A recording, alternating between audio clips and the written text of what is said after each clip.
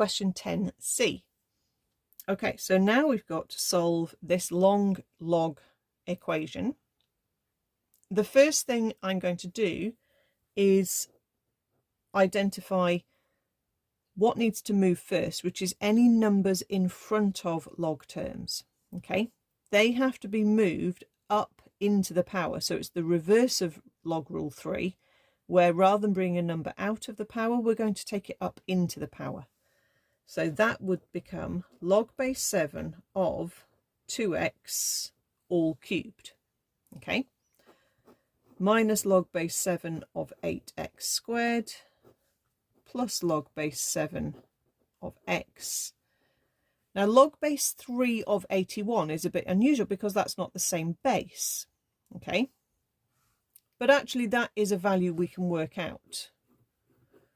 Log base 3 of 81 does have a value. We can do it on the calculator, but we can do this just with a bit of logic.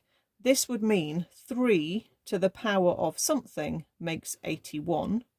And if you go up your powers of 3, 3 times 3 is 9, times 3 is 27, times 3 is 81. So it's 3 power 4, which basically means that log base 3 of 81 is the number 4. So I'll just put that in as a 4. So I really don't want to have log base 7s and log base 3s going on in the same question. That's just going to really mess things up.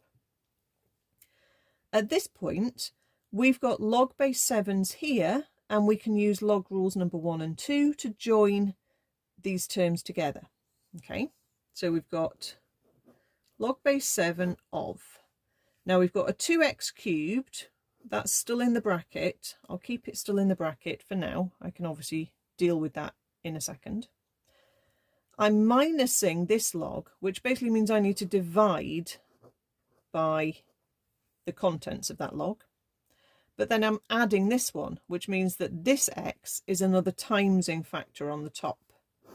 So all in all, we've got that in those positions, okay, equaling 4. Let's just tidy this up now before we do anything else. So we've got log base 7 of, so that would give us an 2 times 2 times 2, which is an 8. An x cubed times another x is an x power 4. And we've got over x squared. So obviously a lot of that's going to nicely cancel now. And we're just left with an x squared inside that log. And then we need to use that rule again that brings the log into a power. Okay, base 7 needs to be raised to the power 4 to make our x squared. So we would write 7 to the power 4 equals x squared. Okay, now you can do that on the calculator.